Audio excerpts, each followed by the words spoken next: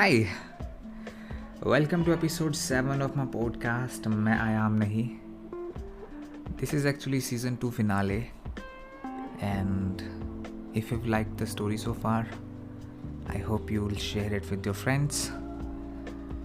Okay then enjoy.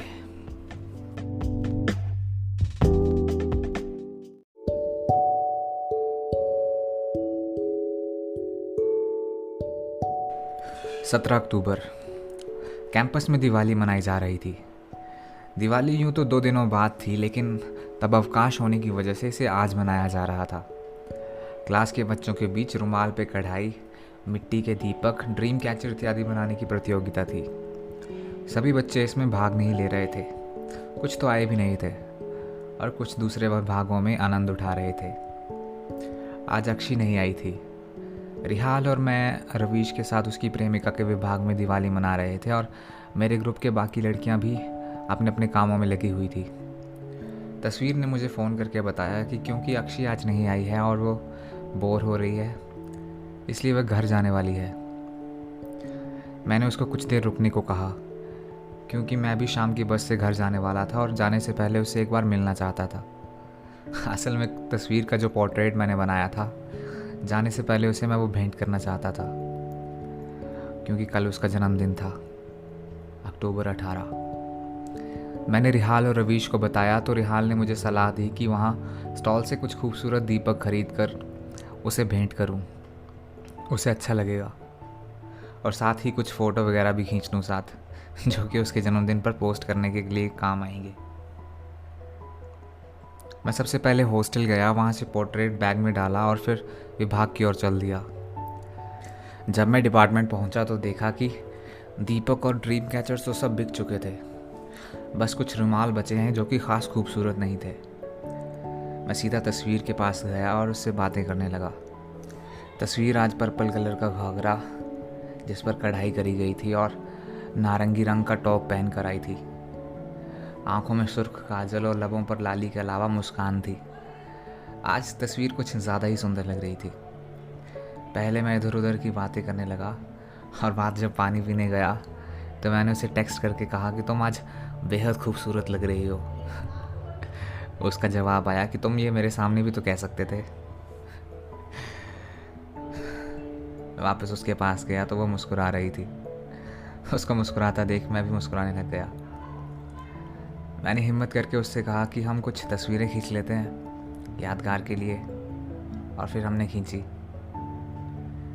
हम दोनों को एक फ्रेम में देखकर मुझे बड़ी खुशी हुई. आज भी होती है. करीब 4 बज गए थे और मैं और तस्वीर साथ ही थे. उसके घर जाने का वक्त हो गया था, इसलिए मैं उसे रोड तक छोड़ने के लिए चल दिया, सोच कर कि वहाँ अकेले में उसे उसका उपहार भेंट कर दूंगा. जाते वक्त कॉरिडोर में मैंने देखा कि कृति के हाथ में 2 खूबसूरत दीपक हैं और वह कहीं जा रही है. मैंने तस्वीर को वहीं रुकने के लिए कहा और भागकर कृति के पास गया और उसे कहा कि कृति प्लीज़ यार मुझे ये दिए दे. कृति, जो कि मेरी सबसे अच्छी दोस्त में से एक थी, उसने पूछा कि तू क्या करेगा इन दियों का. मैंने तस्वीर की ओर देखा. वो इतनी दूर थी कि हमारी बातें सुन पाए. इशारा करके मैंने कृति को समझाने की कोशिश की, लेकिन पागल कृति कुछ नहीं समझी. अब यार ऐसे ही घर लेके जाने हैं, मैंने कहा. इतने गंदे दिए घर लेके जाएगा तू, पागल है क्या? कृति ने कहा. बाज़ार से खरीद लियो.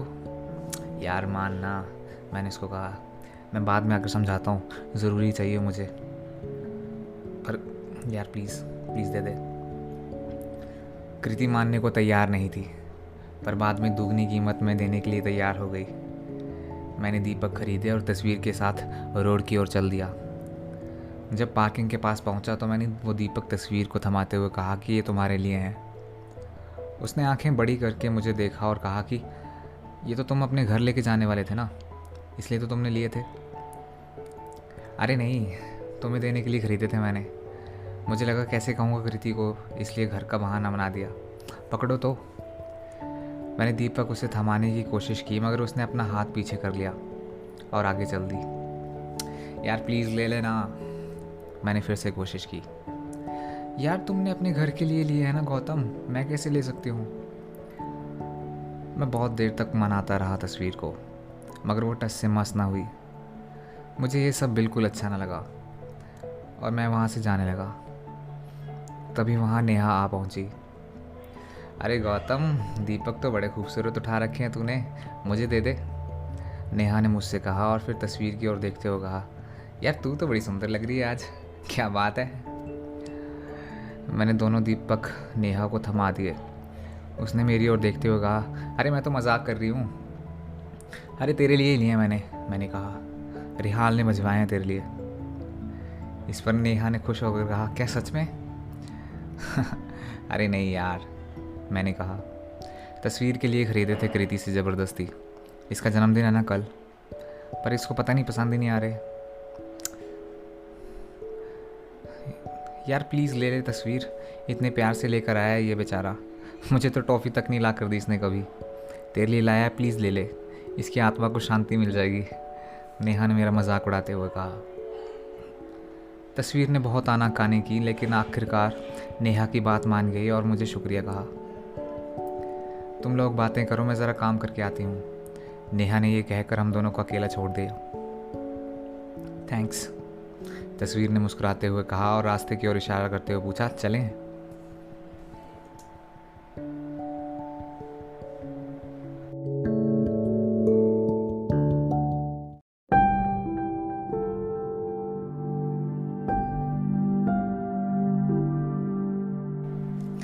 इतनी मिन्नतें करने के बाद मैं वो 2 दीपक दे पाया था उसको। ये सोच सोच कर मेरी मनोदशा बिगड़ने लगी। अक्षी का कहा मुझे याद आ रहा था और तस्वीर का रवैया मुझे ज़रा भी अच्छा नहीं लगा।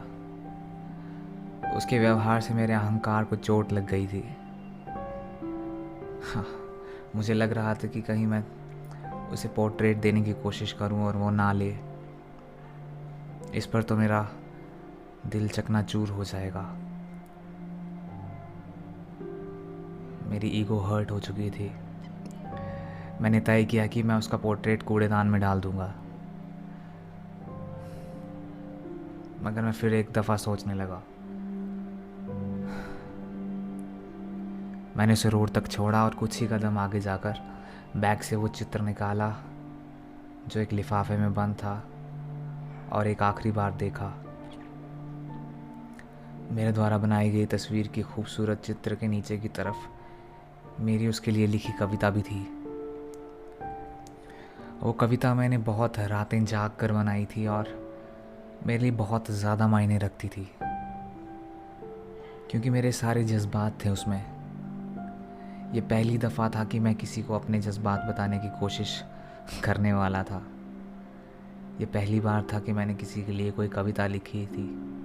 ये पहली दफ़ा था कि मैंने किसी के लिए कोई पोर्ट्रेट बनाया था।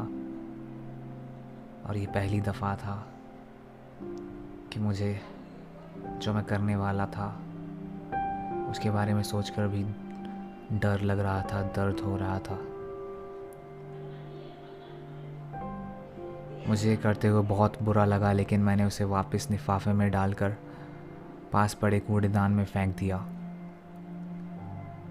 ऐसा करके मैं आगे बढ़ गया और उम्मीद करने लगा कि तस्वीर ने ये सब देख लिया हो और वो उसे उठा ले, ताकि मेरी इतने दिनों की मेहनत और शिद्दत सफल हो जाए।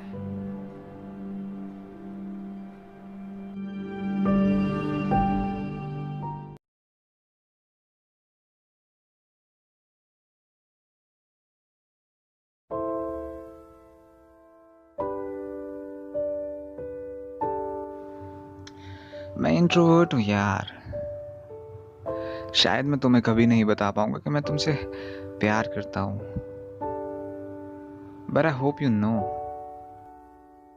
शायद मैं तुम्हें कभी नहीं बता पाऊंगा कि मुझे कोई पसंद आता नहीं है कभी, लेकिन जब तुम क्लास में एंटर करी थी ना पहली बार, नए ख्वाब बुनने लग गया था मैं।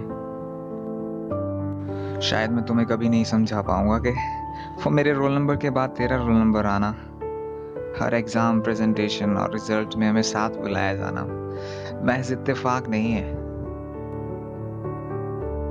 शायद मैं तुम्हें कभी नहीं बता पाऊंगा कि आज भी मेरी उस पहली हाई की इग्नोरेंस से लेके भैंचो रिप्लाई क्यों नहीं कर रहा वाले तेरे टेक्स्ट को मैंने संभाल के रखा है। फाइनल एग्जाम्स के आंसर से ज़्यादा बार उन्हें पढ़ा है मैंने।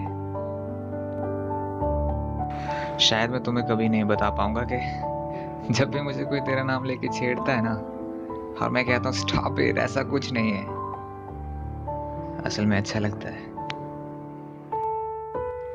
शायद मैं तुम्हें कभी नहीं बता पाऊंगा कि जब तुम हंसती हो ना तो तुम्हारी राइट चीक की गहराई मेरे लेफ्ट साइड पे आराम से बैठे हुए दिल को झंझोड़ के उठा देती है।